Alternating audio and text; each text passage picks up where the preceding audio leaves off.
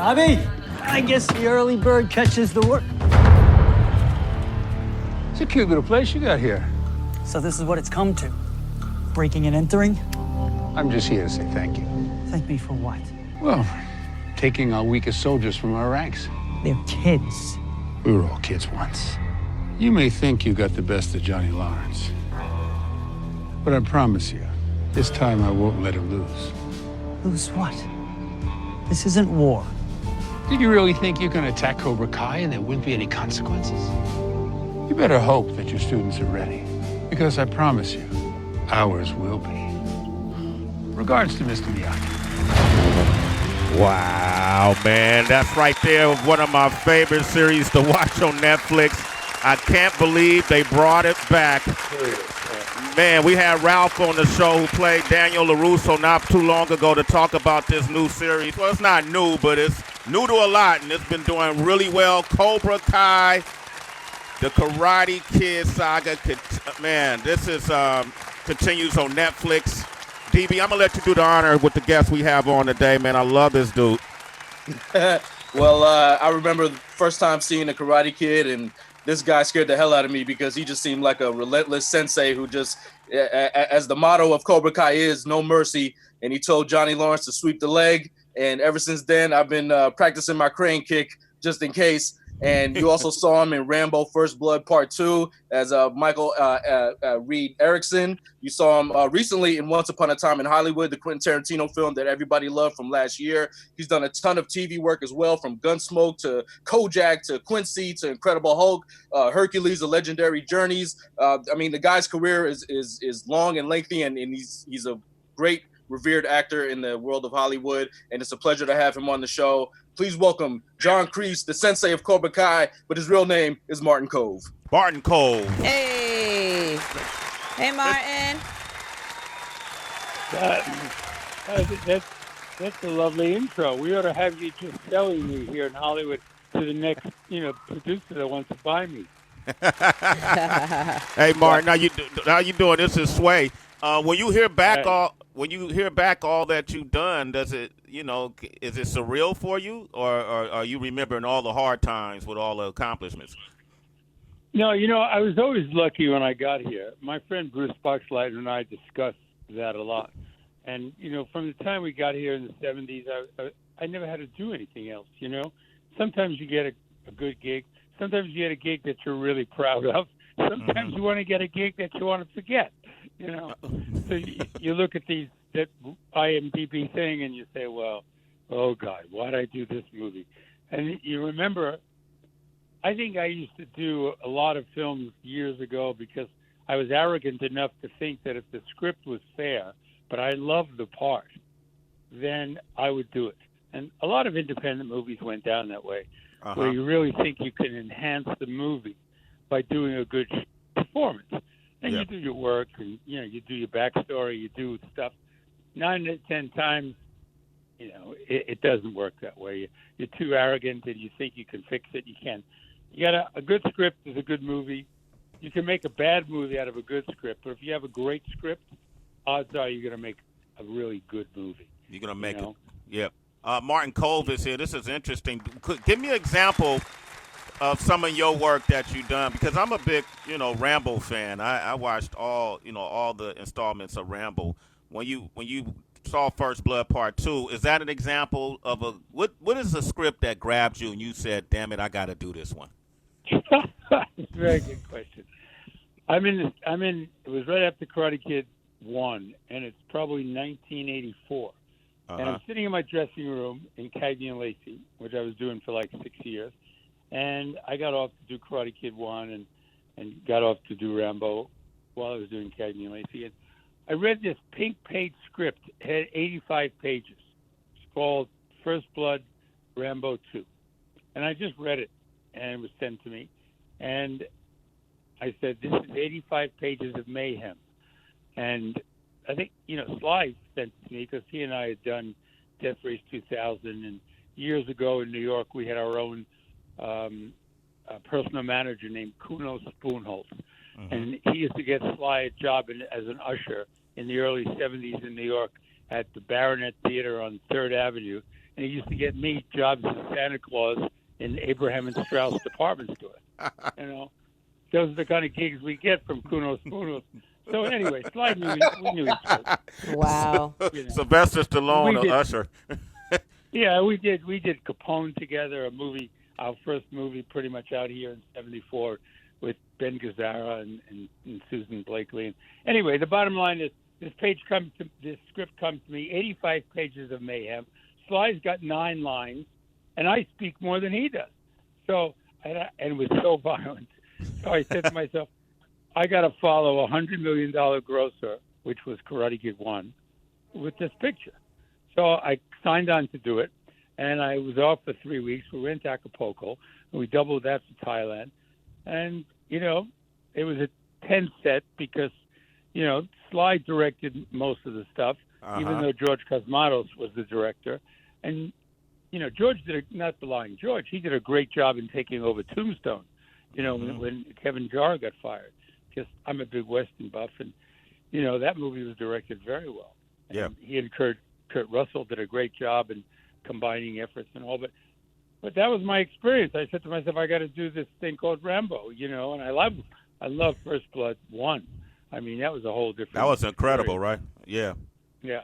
And Sly at the time, and I had Herbie Nanis, who was our personal manager, and, you know, I think it all came through them. And, you know, it was a fun part. It was good to follow up to have $200 million grossing movies, you know, and you know, in a hot series.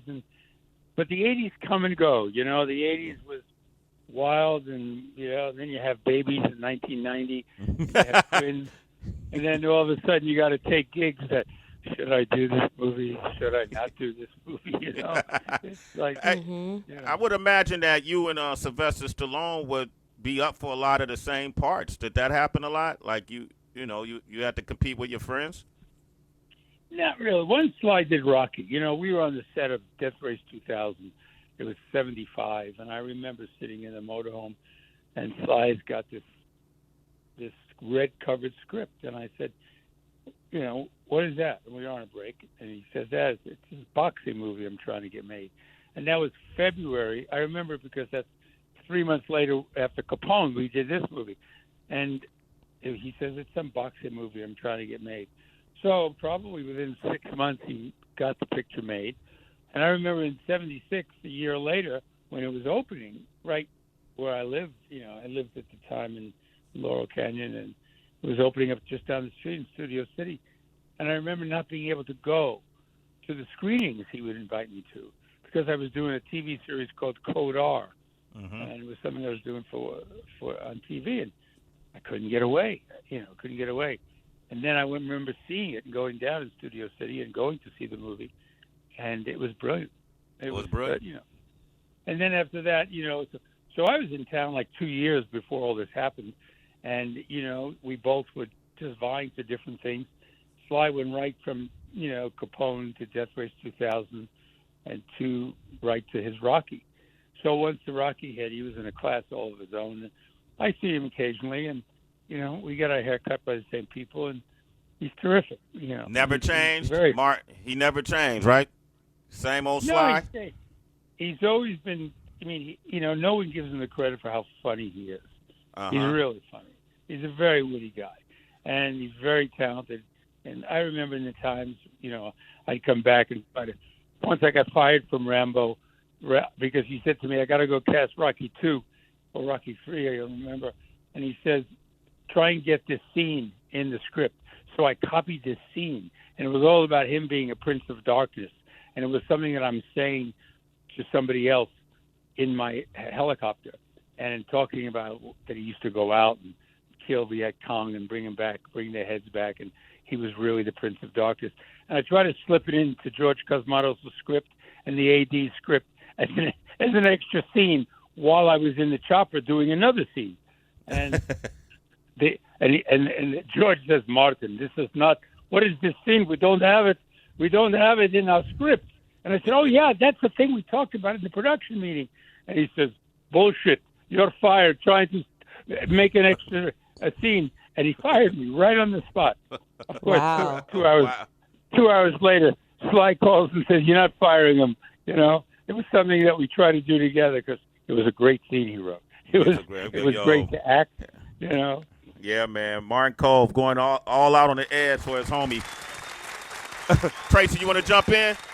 Yeah, absolutely, Martin. I'm wondering, in this landscape right now, let's just say you were beginning again in 2020, you know, which is a very different place when it comes with the internet and people taking things into their own hands. You know, it can be very DIY. I'm thinking about like an Issa Rae, but then there's some folks who still say, you know what, let me go the more traditional routes and go to maybe like Tish or whatever. What would you do right now that's the same maybe as your original journey? And then what would you change?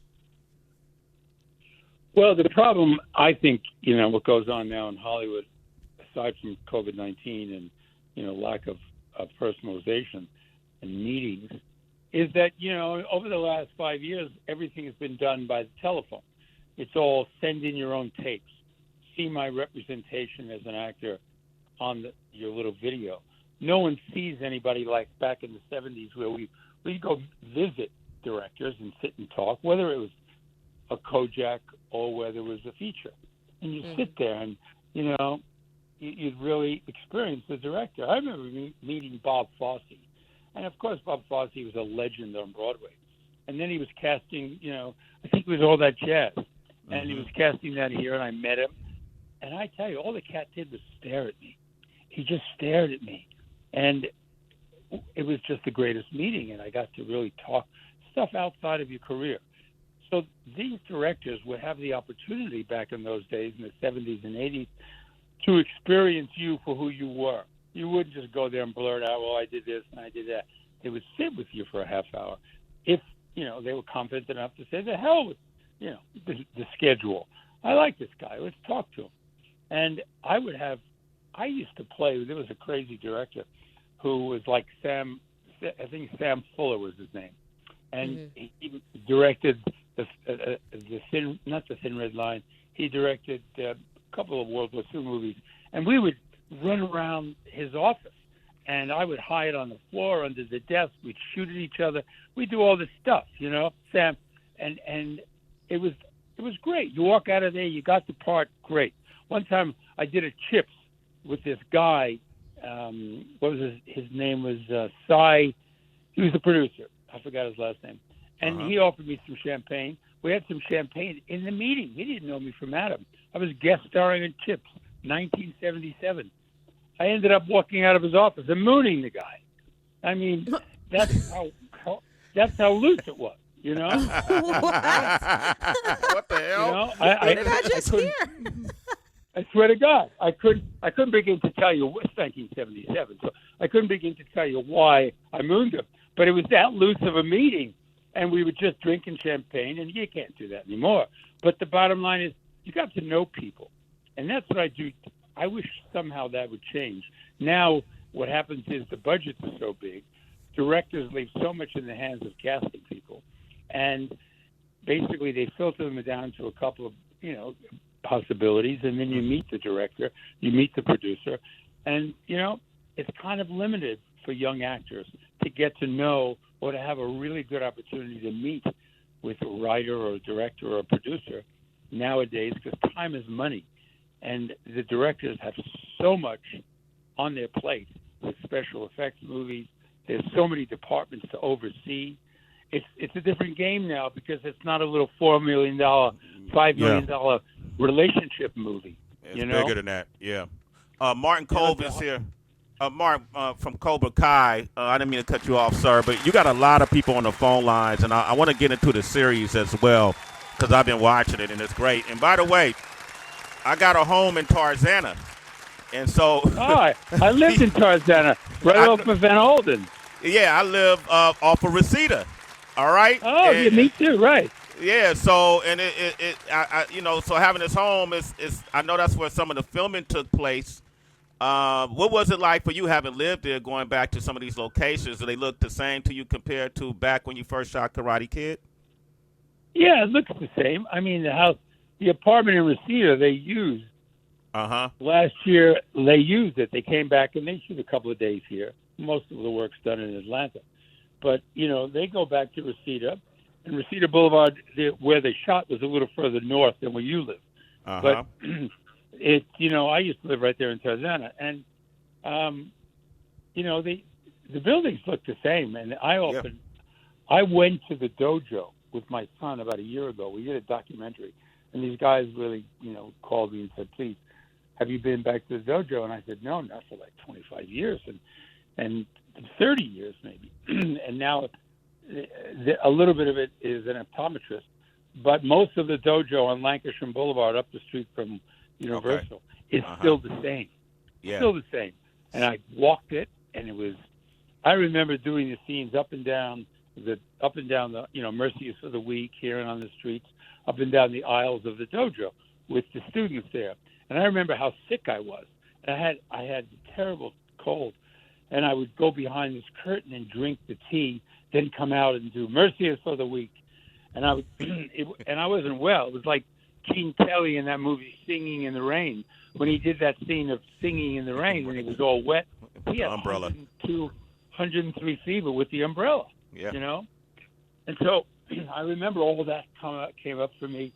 It was great to go back. It's like going back to your old public school. Go back to my public school. Go back to my public school in Brooklyn.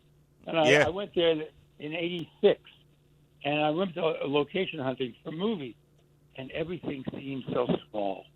Everything seemed like it was just like little. It was like Munchkins went there, like little Munchkins.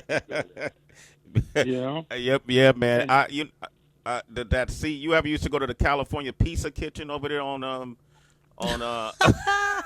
I want to say on Ventura Boulevard. On Ventura Boulevard. Yeah. Down the street from the movie theaters. There were movie theaters where there's a dojo now, and that little diagonally across from Pizza. Right across? No, it's right across. Right across. I live right around the corner, Martin. Yeah, that's my spot, man.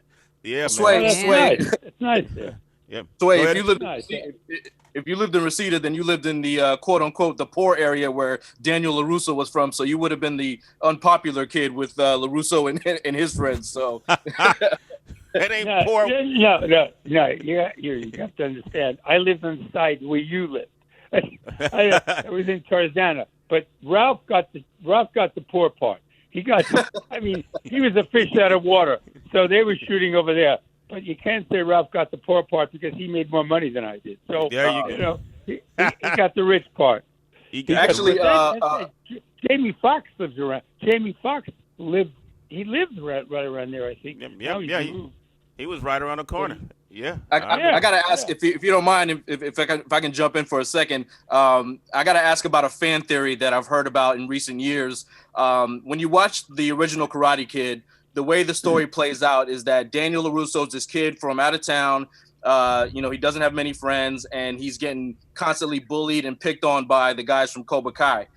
But there's some theory that if you really watch it, that Daniel was actually the instigator of all the problems, and that Johnny Lawrence and everybody else was just reacting to what Daniel was doing. Like when he goes and sprays the water on Johnny when he's in the bathroom rolling the joint and things like that. So it was almost like Daniel was the one that was causing all the problems. Even now in Cobra Kai, when Johnny's life is in the toilet and he tries to get his life back together, Daniel sort of puts an end to that in a way. So do you feel like there's any sort of way of looking at it differently in that sense?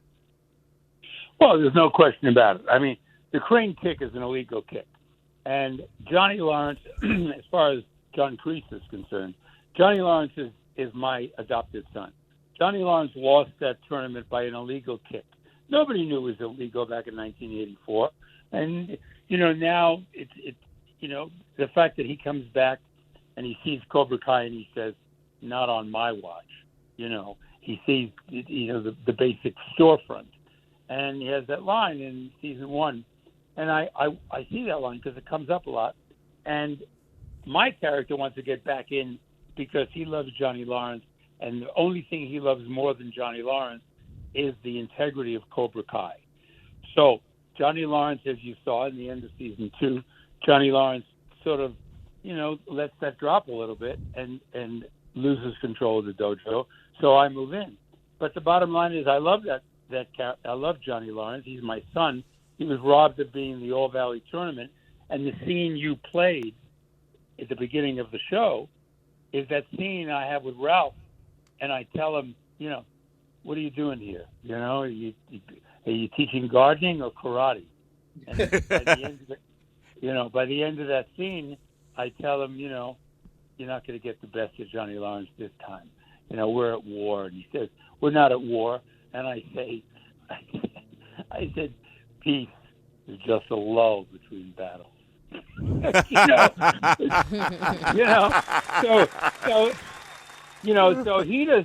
not going to let, anything go 35 years later. He's still taunting Ralph Macchio about, you got to win. And, that's why season 3 is unbelievable, is that resolutions made all over the place, partial resolutions. Yep. And the developments of the characters are great. But to answer your initial question, he got robbed, and Ralph is an antagonist here to Billy, not to me, because, to me, he's always been the enemy. And so is Pat Morita. And that first scene that I have when we walk out of that 7-Eleven, and I say, oh, we're all together, except one, my condolences. Yeah, you did say that. I was kind of dirty, man. I was like, wow, this guy goes low. You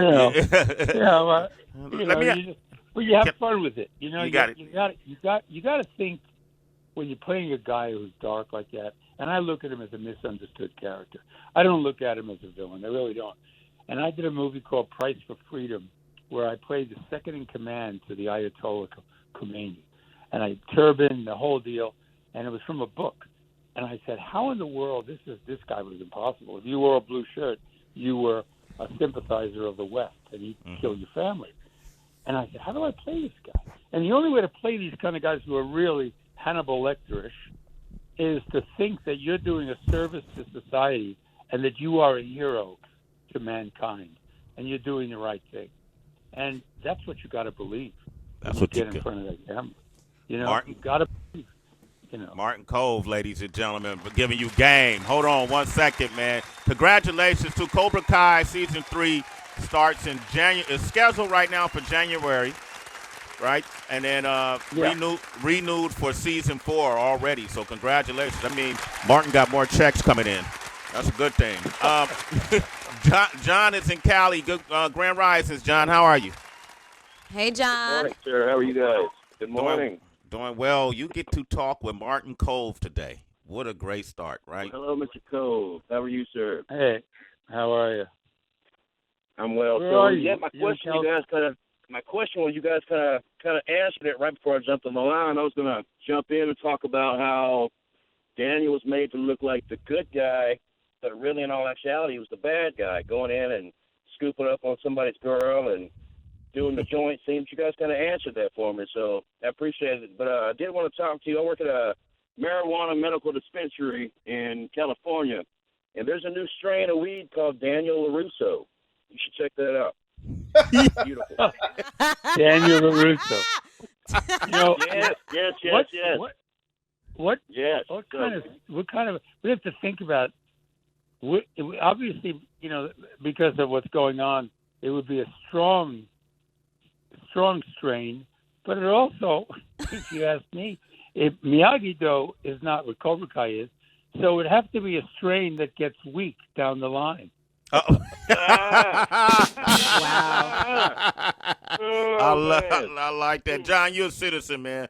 Sway. Thank you, man. I like that. Let me ask you, too, before you go, because you brought up Pat Morita, who Mr. Miyagi, and I remember him playing Arnold in Happy Days way back in the day, and I know he passed away.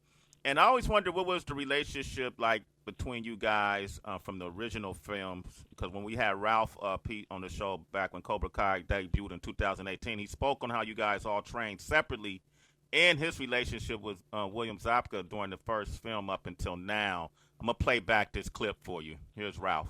Sure. we rehearsed together in the fight sequences, but I never really had many dialogue scenes with them.